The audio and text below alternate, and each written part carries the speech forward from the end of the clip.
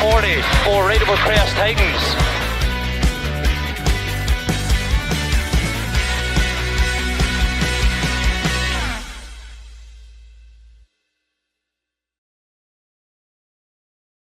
Round 5 of the all-wheel drive Britpart Safari Championship is up next, and it takes place at a brand new venue near Landrindod Wells, a site owned by sponsor Paul Rowlands of Parr Homes.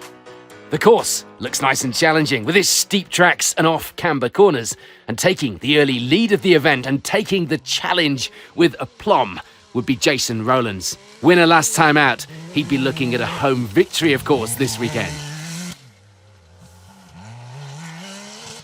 But he wouldn't have it all his own way.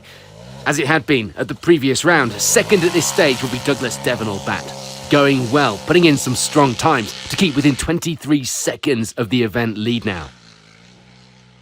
Third for now, and the home advantage for Paul Rowlands. Only a single second off the fastest time on the opening run.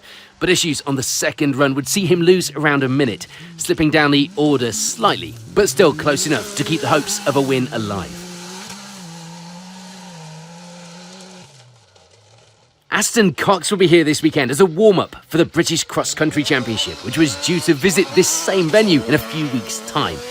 And it was going well so far, warm-ups considered, leading the way in Class 8 and in 4th overall on the leaderboard. Frustratingly though, it wasn't to last. Problems would prevent him from going any further.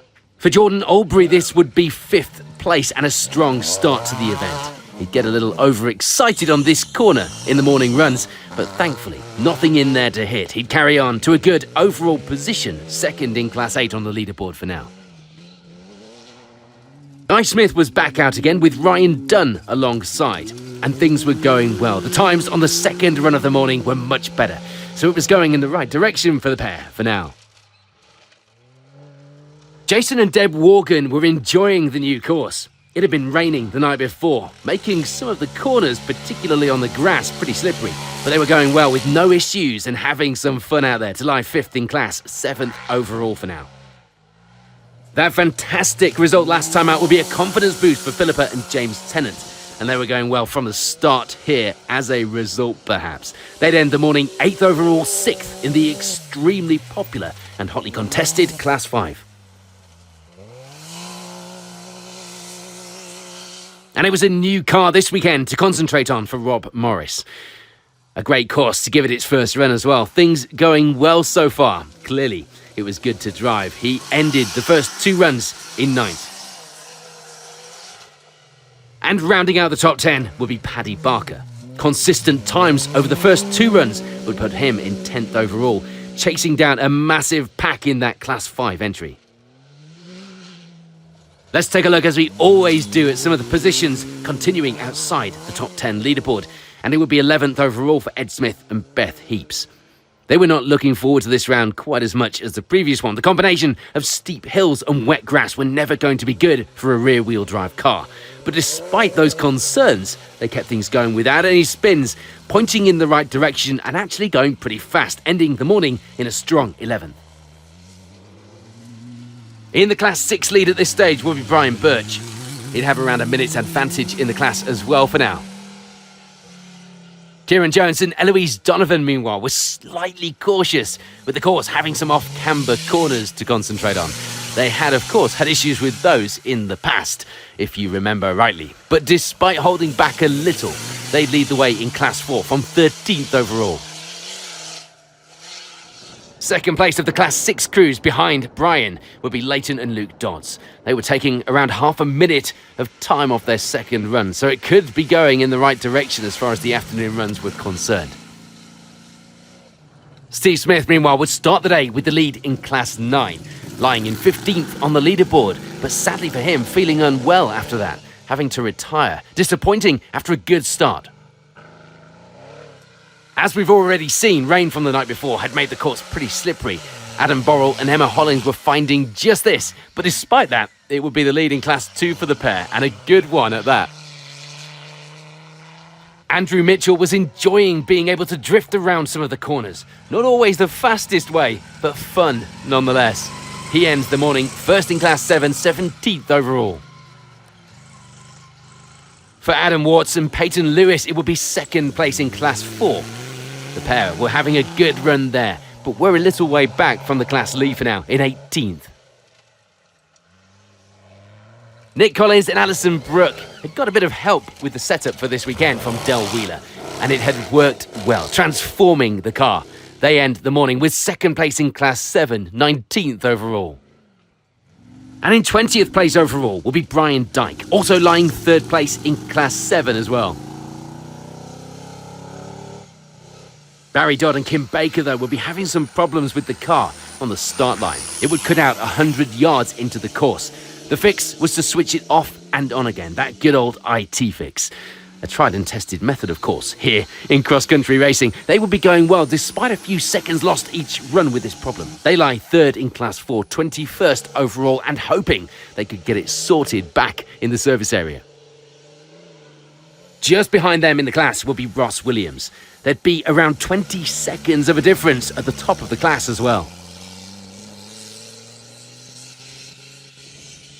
And in the Class 1 crews, it will be the early lead for Daniel and Alan Wilcox.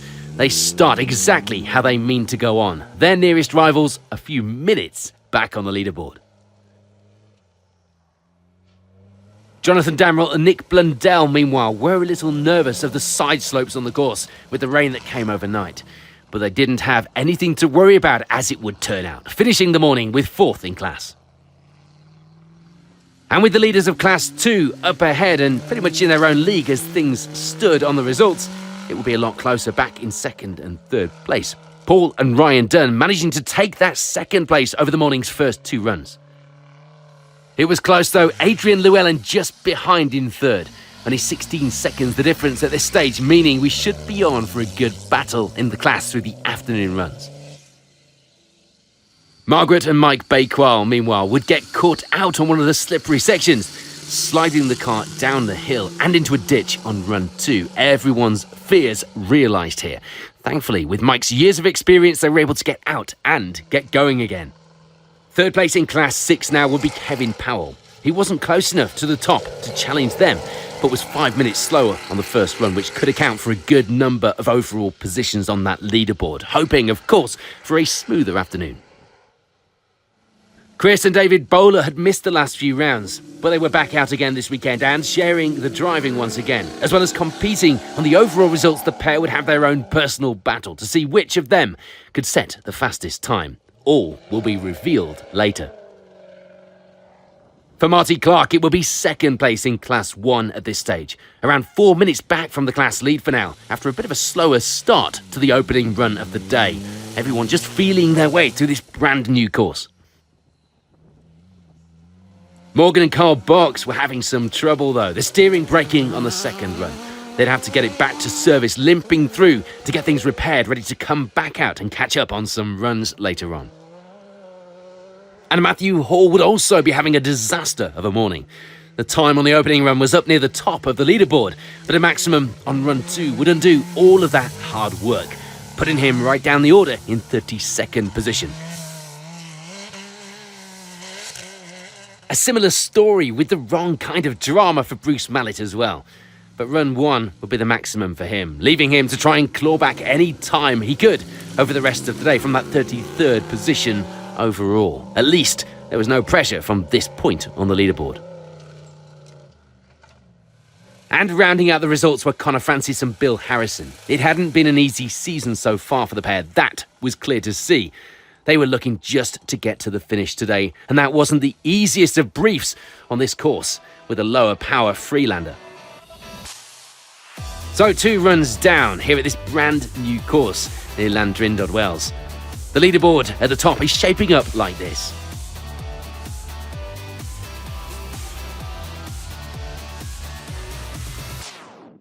On to the next few runs then, and there wouldn't be any change at the top. Jason Rowlands keeping things neat and tidy and holding on to that lead through to the end of run 5.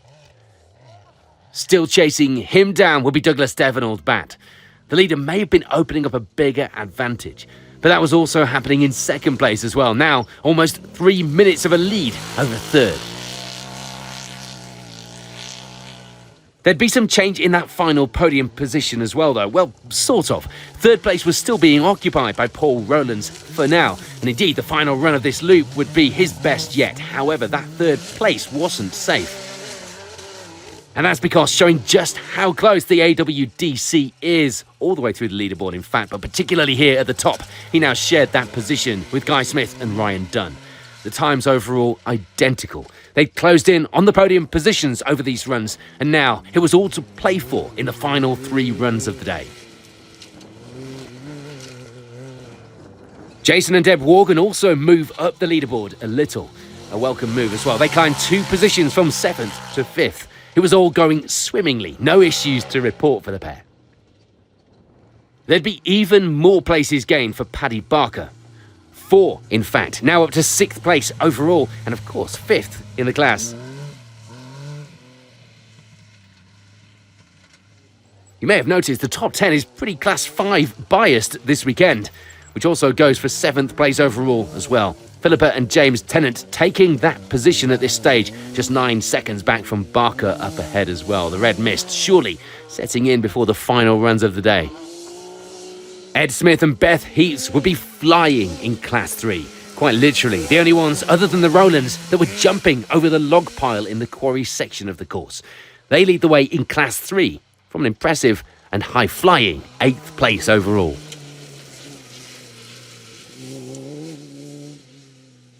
And the times were coming down for Kieran Jones and Eloise Donovan. Things going in the right direction on the results as well, as they lead the way in Class 4 from 9th place overall. Rounding out the top 10 at this stage will be Brian Birch, gaining some positions and staying in the lead of the Class 6 runners as well. More of the wrong kind of drama when we lose a few more crews in these runs. Morgan and Carl Box were notable retirements when the clutch went on their way to the start of Run 4. And we'd also lose Jordan Albury, retiring on the 4th run after a good start to his day.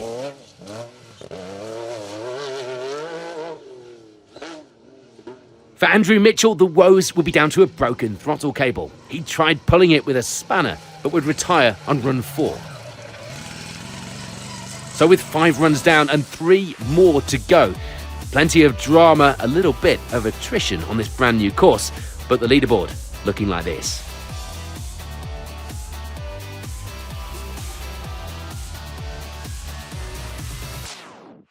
On to the final runs of this brand new event then, and a look at how our finishers ended up here at round 5 of the series. And in 28th place overall, it would be a finish, at least for Connor Francis and Bill Harrison, exactly what they came here for. With bad luck so far this season, they were glad to be on that stop line. Now they know the car is reliable, they can now push to the next round. The pair taking 3rd place in Class 1 as well. There was more frustration, though, for Ross Williams with some more time lost, a couple of maximums to end the day. He still classifies as a finisher, though, in 27th overall. And it was the same story for Rob Morris as well. A couple of maximums would see him finish the day in 26th overall. He'd been lying up near the top 10 as well earlier in the day. For Marty Clark, it would be 2nd place in Class 1. A few overall positions back from the eventual Class 1 winners as well.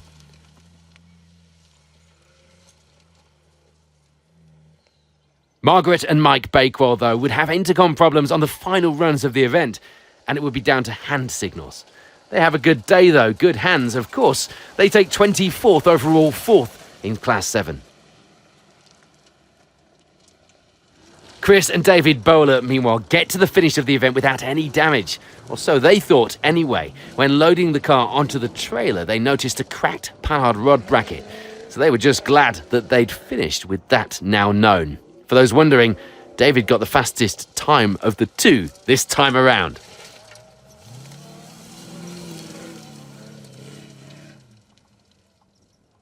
Back to Class 1, and the long-time leaders of the class today, Daniel and Alan Wilcox, would keep hold of that lead and take victory. They add some more points to the board, and of course it's all about those championship points at this point in the season, and they finish in 22nd place on the overall results.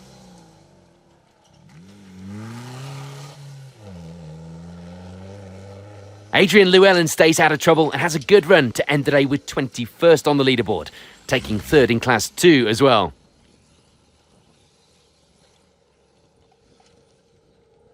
Second place in that class and a position above on the overall leaderboard were Paul and Ryan Dunn. A strong run for the pair to take that class position today. Jonathan Damrell and Nick Blundell were happy to get to the finish. The course cutting up towards the end in places, meaning it was sapping the power and it was challenging to say the least. They take 19th overall, 3rd place in Class 7, and they'd be pretty chuffed, and rightly so, with that. Matthew Hall would attempt to come back from the earlier issues, but despite a valiant effort, it wasn't to be. He would manage to get up as far as 18th position overall. The times were good for the rest of the day. Without a maximum, he could have finished around the podium positions once again.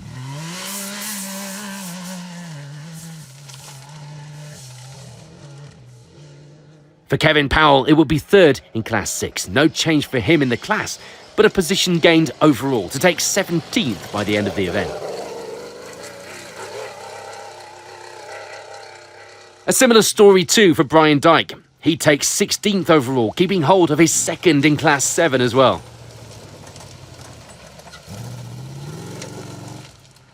And for Adam Warts and Peyton Lewis, it will be 3rd in Class 4 this weekend. A good run, with their fastest times of the day being in the final runs, even with the course cutting up in places.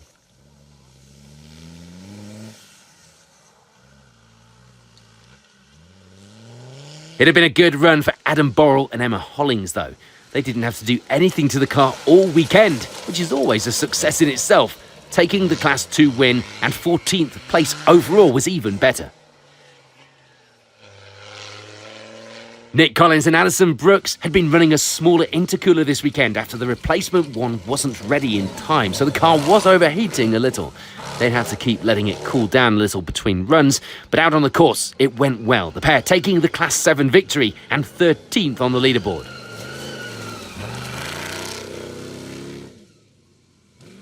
Barry Dodd and Kim Baker would manage their turbo issues throughout the event, struggling through to the finish. It hadn't been an easy event for the pair, but they do manage to take a bit of damage limitation, shall we say, with 2nd in Class 4.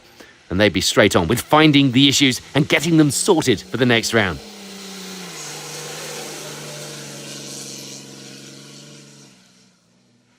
There was no change in Class 6 though for Leighton and Luke Dodds. They take 2nd place in the class by the finish, also ending the event just outside the top 10 leaderboard in 11th.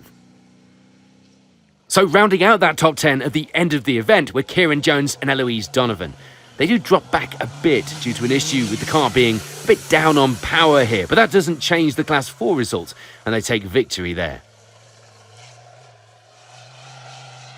The eagle-eyed among you will notice that means it's a position gained in the final runs for Brian Birch, stepping up to 9th place overall now. Pretty pleased to take 1st in Class 6 as well, as right he should be. Ed Smith and Beth Heaps, meanwhile, continue their strong run to take the Class 3 victory, and most importantly, they take 8th place overall. Indeed, they were the fastest non-buggy crew this weekend, and that result was pretty well deserved. As we continue up or down the top 10, depending on which way you look at it, there wasn't that much change. Certainly for Philip and James Tennant, they were pretty pleased about that.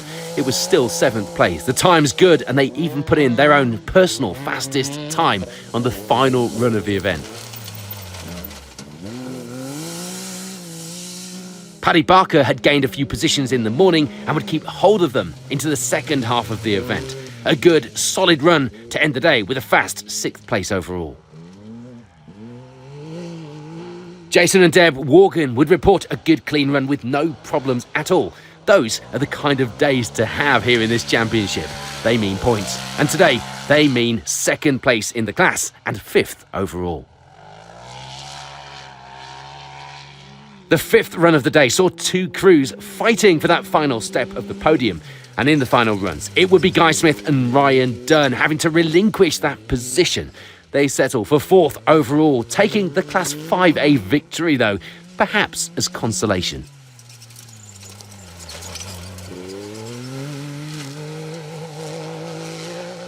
So we're on to the final positions then, and after a better afternoon, It would be a third place overall finish for Paul Rowlands.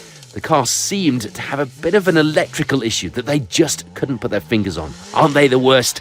Thankfully, it didn't cost them a finish, but third place still wasn't going to keep them in the running for the championship title, and their eyes are right on that. Someone that was in the running, though, is Douglas Devonall-Batt. A good run of finishes on the podium was all adding up, and this weekend it will be another second place to add to the tally.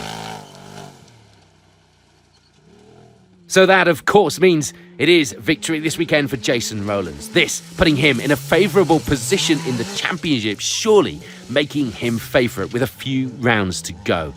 On this pace, the title was looking just about within his sights.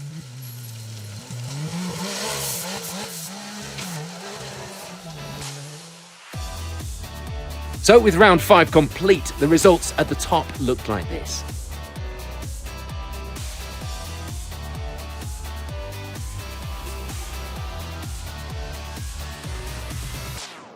Jason, another good result. Has it been a good weekend? Yeah, very good, thank you. Yeah, been pretty good. Like the rain called off, and like on the home track, yeah, I'm really pleased with my result.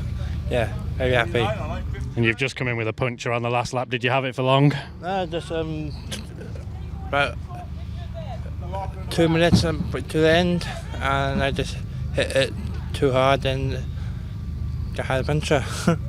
And is that the first problem you've had all weekend? I just had a front one now, then I had a back one early on, like round 5. And yeah, pretty good weekend. I'm really happy for it. And thank you for my dad, like help me out, and all the mechanics. They've done a really good job. Right, second place. We're making a bit of a habit of this. Has it been a good weekend? Yeah, we've had a good weekend really. It's been a good push for us. That was a really nice course, to be honest. It got pretty chewed out at the end here, but it's good fun, somewhere new. And obviously it's good points for the championship. Are you thinking about that, or are you just taking each round as it comes? No, I just take each round as it comes really. It's we just keep doing what we do. Paul, still a few problems, but it's somewhat made up for the last few events. Yeah, we got a gremlin. The last 3 rounds, it just intermittently cuts out. We tried every sense, taking the wiring loom apart. We tried everything. Thought we cured it. We don't know what we did, but no. Into run 2, plays up again, and trouble I've got to run it now. I'm running it in sport, which is like I'm 40 horsepower down. So obviously I'm not going to be in the running. But on the one lap, I had to stop 5 times to press the reset button. So I only came here testing because I'm out the championship anyhow. But come here to back Junior up, hopefully he'll do the job. Next up for the cruise is a journey down to Ilfracombe, a similar venue to this weekend in many ways, and there'll be plenty looking to add some points to their tallies, which means we've got plenty of battle to look forward to in the second half of the season. For now, thank you for watching.